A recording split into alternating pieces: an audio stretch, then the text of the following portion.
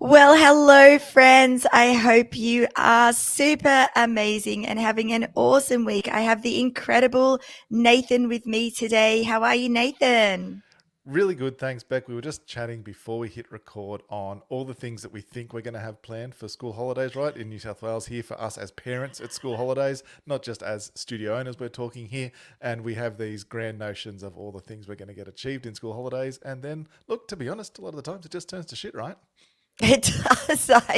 I have said to my kids, now I'm recording a podcast. You need to be quiet, but I am not making any guarantees, Nate. It's really Yep. hard. It is super, super hard. Look, we were joking last week. So our school, our girls go to like the local Anglican school, but we get an extra week of holidays in this Lucky little. you. Exactly right. And then we're like, because we're like, oh, should we go away? Like even just like down the coast or something, just to like break it up. We're like, no, like we just moved into the new place. We got to still like do some stuff around here. Then by 9:30 last month, first day of the holidays, 9:30 in the morning, they were already at each other. We're like, man, we should have just gone away. I don't But know if going away makes it better though. Like, I oh, don't know if it's really fixed. It's just taking your problems to another place, isn't it? sometimes maybe, but yeah, we went down to like just down the coast an hour or so, just to a caravan park or something, just so they can run around and just Yeah, like true. just let out some of their energy. But here we are, struggling through. Can't really be too woe is us, can we? We're doing okay, but We're doing okay. we didn't want to whinge about school holidays today. What we did want to talk about is look, in Studio Growth Club, we're doing Leadership Month at the moment. Our DPU strategy session yesterday was all about staff, and particularly helping our studio owners through maybe some staff challenges or issues that they're facing. And look, just a few of the conversations we've opened up around that is we know that it's an area that studio owners need help with, right? So we just wanted to jump on today's podcast and jam about all things staff, and I guess some strategies for how to effectively deal with them, right? Yeah, my favorite thing to jam on, Nath. My favorite. I know. I'm so passionate about this because I feel like it's the thing that gets pushed to the side by the majority of studio owners, and it should be, in my opinion, their number one thing because your staff is your studio, and if you're not managing them, it's not the studio of your dreams because they will just do what they want to do. And I think as studio owners, we need to start taking responsibility for that, right?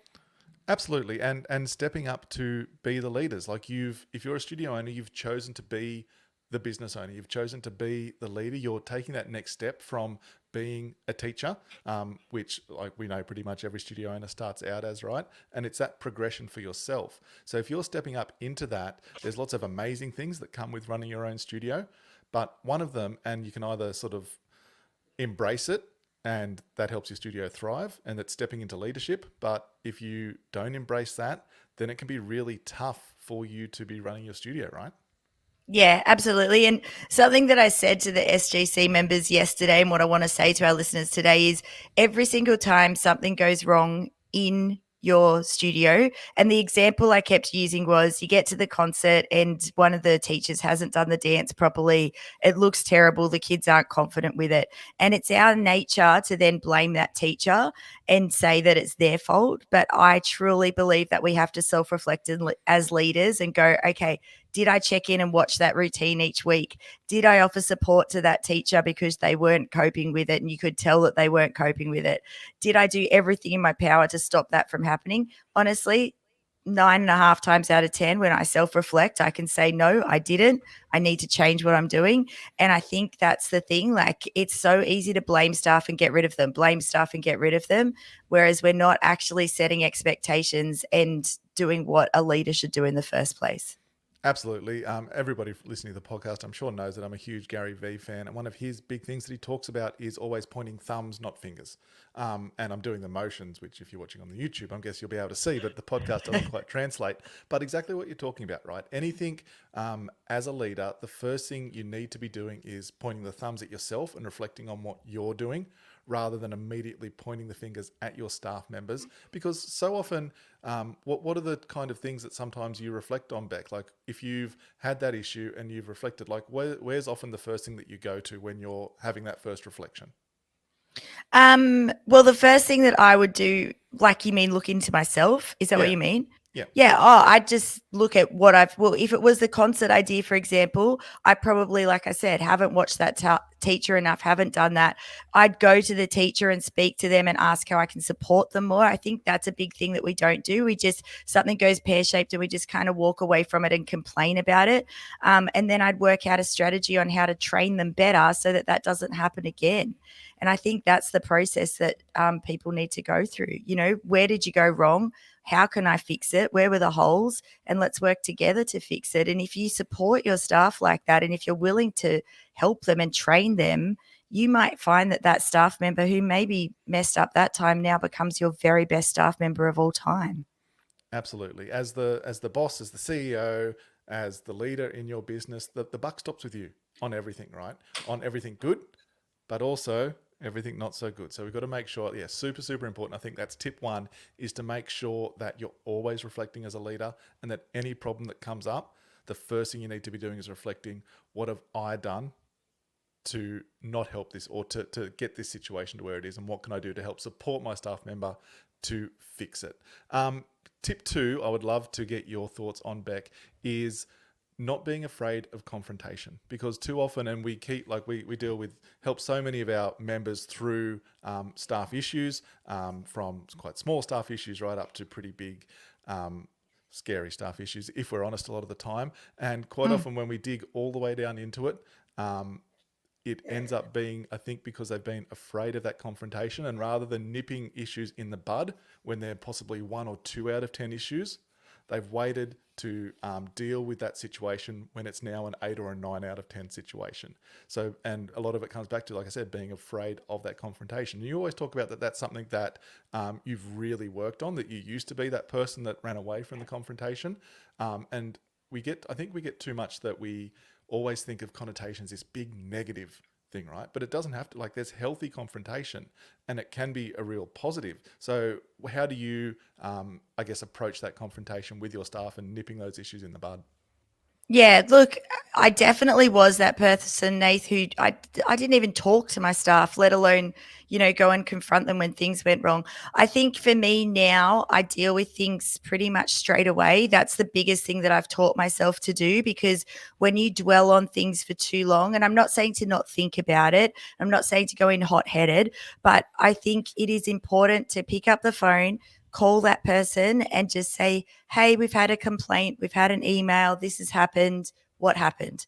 And having that relationship where you call them straight away makes things a lot easier. The other thing that I've really implemented is I have a one on one with every single staff member every single term. And because I'm having that one on one, because I'm watching what they're doing, because I'm giving them feedback, it just makes those conversations easier. Whereas if you don't have that time with them and you don't really talk to them, and then the one time you are talking to them is to call them to say, hey, we've had a complaint, it's a lot harder. So building that, making the time for that, it does take, it was hard. Like I did it the last week of last term, Nate. We had project release. I had concerts, I had open week. There was a lot going on, and I still booked those one-on-ones in because it's so valuable and important. And it was amazing. You know, I got so much out of it. I found out what staff needed. I got to see, you know, where they were at with things. It was incredible. Yeah, absolutely. And I think, like you said, like, it's an investment, right? It's an investment of time, and it's that easy thing to constantly to push down and push away. Within those one on ones, how long are they for your studio, for each of your teachers, and are they, is it a paid meeting for them? Yes, everything I do is paid. It's a half hour, either on Zoom or in person, depending. So I just put a Calendly booking link out. They book in and then we just catch up. But some of my staff, like one of my circus teachers, I don't see because the day that she's there are my days with my family. So it's very rare for me to see her. And also, you know, it's just that craziness that happens. So I hadn't really caught up with her. And it was really good that I got that time to catch up with her. She kind of teaches a bit later in the night when I'm not there. And just she's loving it and loving pause and all the things. But it just really helped me to have that relationship with her. And then if there was a complaint, it makes it easier. Yeah, absolutely. And I'm sure there are people sitting there thinking, oh gosh, like, all of this sounds like expensive, right? As well, like if you're paying them, because we've talked about lots that like your big staff training days that you have is a paid thing that you're paying them.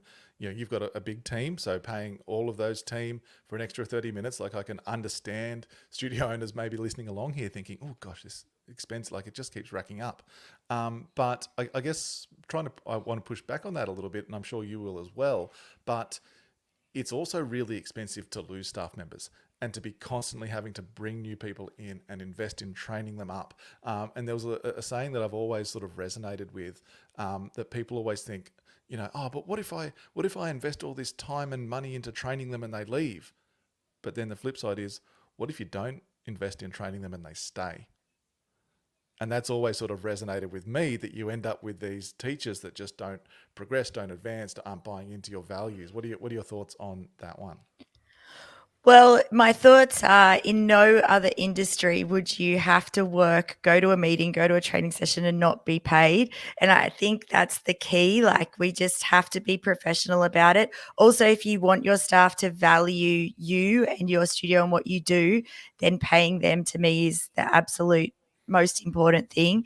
It's interesting. I just had something come up yesterday where my two rock star new circus teachers, I just love them, are taking our kids to their very first circus comp next weekend. And Amazing. one of them, yeah, and they've organized it all and done everything, right? And it's like obviously checked in with me about it, but it's so exciting. And one of them said to me, "Hey, we've got the circus comp next weekend. Totally fine if you can't pay us, but I'm just wondering if we could charge an admin fee for the day because we will be there with the kids for 7 hours." And I really appreciated the message, but I was like, okay, I'm paying your full teaching rate. I appreciate both of you so much. And I just want to say a huge thank you. I'm not going to be there that weekend. And they're No. doing that all on their own. They've organized it. They've been doing extra little rehearsals. Like they are. But look, it'll be an expensive day for me, but it's important for me to value them and for them to feel valued. So they keep doing that wonderful work for me.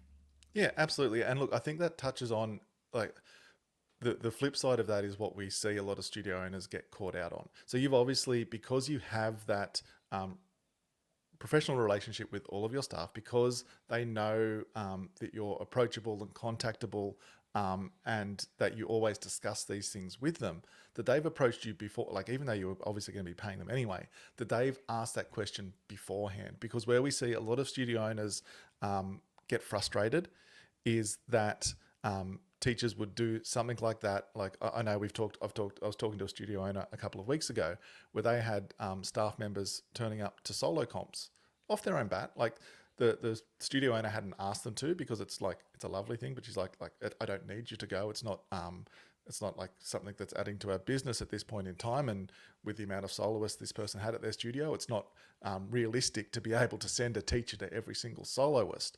But then the teacher tried to invoice them for going to that solo, and I think sometimes by not being approachable, by not being able to open those conversations before these things happen, quite often, right? Then that's where studio owners are quite often getting burnt. So how would you maybe deal with that situation? Because it's one that keeps coming up and up again when teachers, if teachers maybe would spring those sorts of things on you. Yeah, look, I've had this happen to me multiple times. And I think, first of all, you've just got to be really clear and learn the lesson and go, okay, guys, in the next staff meeting, guys, if you are going to go to a competition, you need to let me know. I've explained this to my staff before. Like, I want them to go to comp to see what the standard's like 100%. But when it's happening over and over again, it's not great. So they need to just let me know so that I can budget appropriately for it. So that's how I'd explain it to the staff. I would still pay that staff member, Nath, because they Yep. have gone.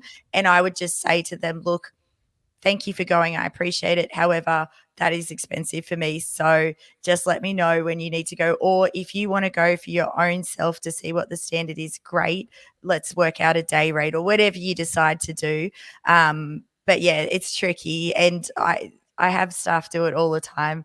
I even had staff turn up to my pep rally that I didn't know were coming, which is fine. But same thing. It's like I just had to say to them, "Oh, I didn't know you were going to come today. It's always really important to let me know when you're coming to things so I can budget appropriately." You just got to have that conversation with them. And I guess that probably ties into something that I know you're huge on is setting those expectations, and that's where having like your, you I know you have them. Is it every term or every two terms? The like the full staff meeting to be able to set Yep. those expectations, to be able to say around, hey, like solo teachers, we're doing great work, amazing. Just so you know, if you do want to go and support, amazing. Um, where we're at, I can't afford to, or like whatever that looks like for your studio. Like maybe you want to pay them to go to 3 comps a year or 4 comps a year or something like that. But just so everybody knows where those expectations are, right, around everything. I don't know why I'm fixating on this solo thing, maybe because it just came up, but having clear expectations around everything stops those little surprises, right? Yeah, and I think that's the biggest thing that we find, Nath, is that people haven't set the expectations strongly enough in and around everything that every staff member is doing. It's something we dived really deep in yesterday with SGC members, and it was such a great session. But it's just that self reflection again of it's like, you see a teacher on their phone whilst teaching a class or sitting in a chair whilst teaching a class, and you're like, I can't believe they sit in the chair whilst teaching. Have you told them that that's an expectation at your studio? Or when they give the dance an inappropriate piece of music, and they're like, I can't believe they chose that music. Did you tell them that that's your values within your studio and that you don't want that type of music to be played or danced to? Or, it's the more expectations you give them, the more they are going to do what you want them to do in your business. And it is your business. I think too many times we just expect that the acro teacher is going to teach acro perfectly because they're an acro teacher, and the ballet teacher is going to teach perfectly because they're a ballet teacher. But there's so much more to it than that. And you need to really train them in and around what you want. What are your expectations? How do you want those classes taught? Amazing, amazing. So far we've gone through our top tips around this pointing thumbs, not fingers. So making sure that we're taking ownership and leadership when things go wrong, not being afraid of confrontation, making sure that we're having consistent communication with our staff and that they know how to approach us as well, setting clear expectations. And then you sort of just touched on this, but I think it's a really important fifth point is having really clear studio values that you're consistently communicating with your staff. Like what are some of like your studio values that you've got at pause? Family, and like things go into family, like not having too many comps on through the year because we value their family time, making sure that everyone has uniform on because we want everyone to feel equality within the studio. So there's lots of things that go underneath that. Integrity is probably my most important value within myself and my team. And what integrity is if you mess up, that's fine. Just come and tell me and we work through it together. And just being us as staff members, being honest with each other about every part of the business, that's really important to me. Also, us being honest with parents, it comes down to that. So we've got our big values and then we've got lots of little things underneath it that my staff know. Another one's always age appropriate routines and costumes is a drop down in our family one, I think. So Yep. we're really clear on those, and we go through them at least once a year. So we have 4 staff training sessions where we bring everyone together 4 times a year, and at least one of those sessions, usually the first one, is me going through those values because we always have new team members. Also, always good to remember what they are. But I think as a studio owner, you have to be so strong in what you want in your business as well. And, not just in your values, but how you want every class to be run, how you want every child to feel in that class. All of those things are going to really create your business for you. And if you're not strong in it, you will get wavered by other staff members or by parents, and you'll never really have that strong foundation. I don't know if I'm making sense with that, Nath. No, absolutely, absolutely. And what I love about the values that you've got at pause is that I think there's a real art in making these things simplified rather than we see sometimes people have got like we can definitely see what they're trying to communicate and get across with their values, but there's just too much, right? They're too wordy, and the more word, and this is something that I've really learnt from Amanda, is that sometimes when we overcomplicate these things, there's too much wiggle room and there's too much room for interpretation and not enough room often for you as the leader to shut things down that maybe aren't with that. So like if one of your values you were talking about was age appropriate music and costumes, it's just so short and simple, right? And so if you've got a teacher that brings you a song or a routine that you're a bit about, you can be like, hey, I'm really sorry, that just doesn't align with our value of age appropriate music. Um, so we're just going to have to find something else. It just makes those decisions so much easier, right? Rather, and what's your one around concert? I love that one as well. um Around like concert is that every single child is equally seen and valued, because with concert what I find is, well, what I say is, in competition we put our best foot forward. In concert it's everyone has a turn, and I really feel that that's so important, because every parent is paying the same amount of money. Every child deserves to be seen, and we want to make every child feel special no matter who they are, whether they're the kid that's, flapping around in the back, or whether they're that amazing kid at the front. They all should be equally valued and seen. And we try and give them something that they can have that's a special thing. So the kid that's maybe not as strong a dancer and not as confident, they might get a special part where they get to just mouth the music or have some sort of a moment, so that, it's really important for them to feel special as well. So that's probably our biggest one around concert, unless you had another one that you were No, thinking no, of, Nate. that was it. Because what I think it helps as well, it helps you give ownership to your teachers to make decisions around that as well. So things like, like we know that concerts sometimes can get a little bit crazy, or things sometimes go wrong. But if your staff are really clear on your values, then like, if that kid misses the routine on the day or something like that, then the staff member's thinking about the solution to that already. Well, no, hang on. Our main value isn't to run the most professional, amazing show that's ever been seen to mankind. It's to make sure that every student feels seen and valued. So what we're going to do is we're just going to run that little preschool dance again to make sure that everybody has that experience. I think that sometimes having those values more simplified helps our staff so much to make good decisions as well. Yeah, absolutely. We just had 3 preschool concerts last weekend, and we made the choice this year to, because we've got big preschool classes now, Nath. We've got about 22 kids in most of our classes. So we Yep. made the choice to actually swap the lines over, which is tricky with preschool, but the staff really practiced it. And I could see on stage that they worked really hard to get those kids. Not that it is really that big a deal, there's only 2 lines, but we wanted to make sure that every child was in the front at some point in the dance. And, it's little things like that that mean a lot to parents, I think, and that just making that extra effort, and thinking about your values when you're doing that stuff can really be a game changer. Yep. Absolutely, absolutely. Look, as always, Beck, we've gone. We just thought like, oh, this might just be a quick one, but we're sort of like keep, or it always just keeps running away. I don't know if it's you or me that keeps talking.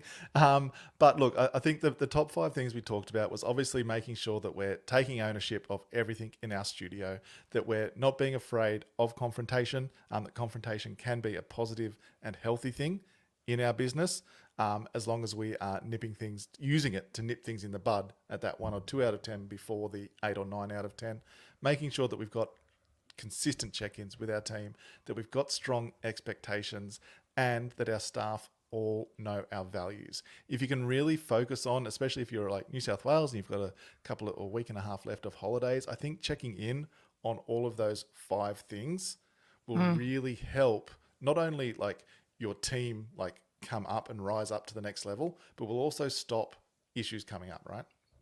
Yeah, absolutely. And, even if you just do one of these things, even if you just do your values and share them with your team, that is going to be a game changer. Write down your expectations of this term. That is going to be a game changer. Like, do one of them, if not all of them. But I think, yeah, that constant check in, the dealing with stuff, I'm so passionate about it, Nathan. That's why I can talk about it forever. But, really self reflect on how well you are being a leader, because that is what you're there to do. Absolutely. Well, thank you so much, as always, for listening, everybody. If you haven't already, we would so appreciate if you give us a like or a follow on Apple Podcasts or Spotify or wherever you're listening. It would mean the absolute world to us. But as always, we, like I said, so appreciate listening, and we will chat to you again next week. Thanks, everybody. Thanks. Bye. Bye.